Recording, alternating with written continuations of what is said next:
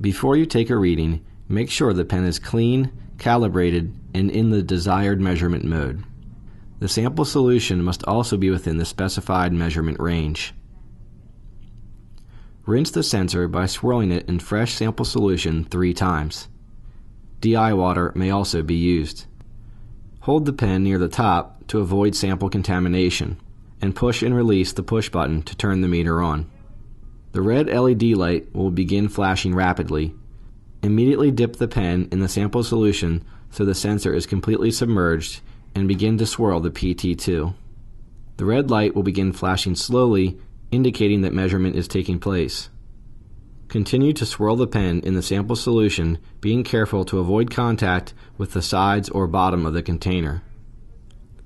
In hold mode, the LED light will turn solid after the reading has stabilized. The display will toggle between pH and temperature and then automatically turn off. After testing, rinse the electrode with clean water. This will help prevent the buildup of mineral deposits and increase meter reliability. The electrode bulb must always be kept wet, even when in storage. It's important to fill the reservoir cap with the electrode storage solution and securely cover the electrode.